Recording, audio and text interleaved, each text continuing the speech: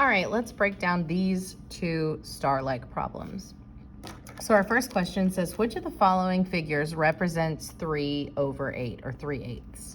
Okay, so I know I'm looking at a fraction, so I probably should label my cowboy and horse. So remember, your cowboy is your top number, he rides on top, and your horse is your bottom number. So I'm just gonna go ahead and rewrite. The cowboy is 3, right? And the horse is an 8.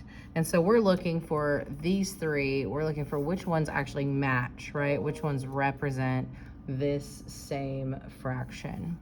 Okay, so I'm gonna label my cowboy and horse. Well, I know when a fraction or a division is written like this, then we always say cowboy leads horse.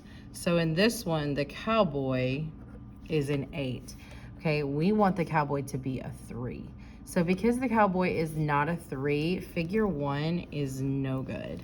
So any answer that has figure 1 in it is a wrong answer. So I can go ahead and eliminate A and D, simply because A has figure 1 and D has all figures, okay? So we've eliminated figure 1 because our cowboy is an 8, and here in our answer, our cowboy's a 3, okay? So let's keep going. Figure 2, gonna label my cowboy and horse. Remember, the cowboy's inside the house, so there's that, and then my horse is outside. So again, my cowboy for this problem was an 8, right, inside the house. So actually these two match, but we're trying to match the one in the question. So again, figure 2 is wrong, and so anything with figure 2 in it, I can mark out. And so right now I've eliminated it down to figure 3, but I am gonna go ahead and just label and make sure that I didn't mess up somewhere. So I have figure 3. Again, when a fraction or division is written this way, it's always cowboy leads horse, okay? So in this case, my cowboy is a 3 and my horse was an 8, and that actually exactly matches my question. And so figure 3 is the best answer, okay, is the best answer. So don't overthink those problems. If you label your cowboy and horse, it makes everything much easier, okay? All right, let's try the next problem. The next problem is a multi-step problem. It is definitely something you might see on STAR, so we do need to break it down. So it says, Kira is purchasing some meat for a family barbecue. The table below shows the prices per pound of different meats at the store. So we have ground beef, chicken, and pork, and then their prices per pound. So for every single 1 pound, that's the price, okay?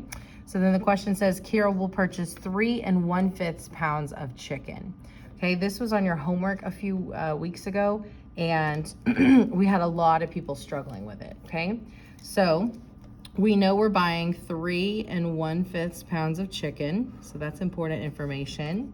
Okay, they're looking for the total, and we know that we're paying a price per pound, okay? And a price per pound tells us to multiply, okay?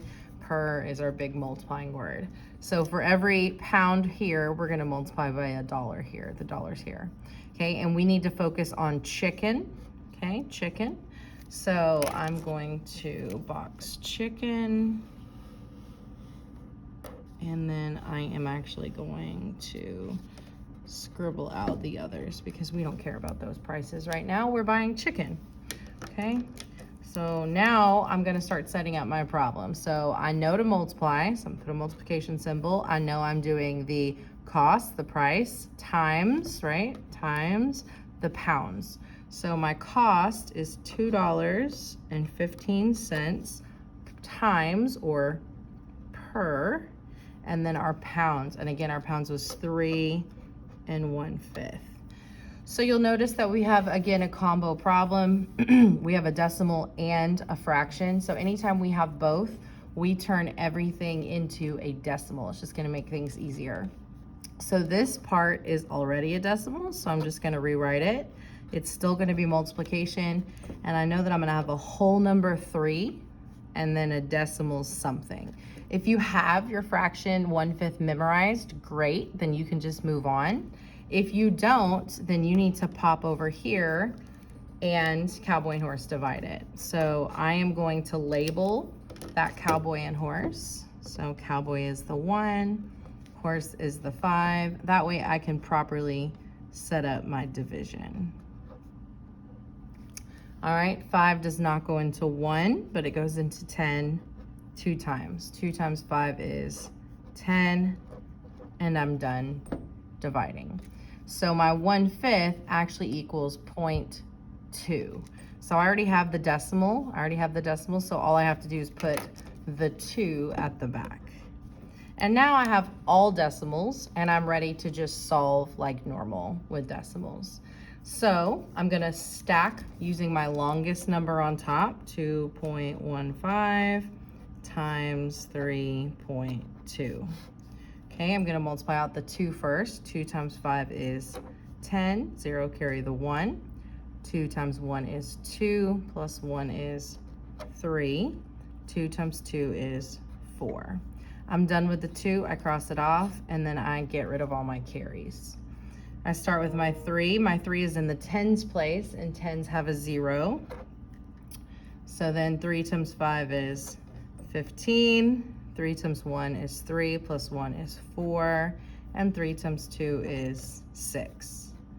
We add those together, and we end up getting 6,880, but I know I'm working with decimals, so I know I need to go back and count all the numbers behind the decimal. In this case, I have 1, 2, 3. So I'm gonna take that decimal and hop once, twice, 3 times. And so my answer for the price of my chicken will be $6.88. Guys, I know this was a long problem, but take your time, show all of your work. Okay, you can see it was a lot of work, but you can do each step. You guys are really good at each step. All right, and today's magic word is happy. Today's magic word is happy. Have a great day.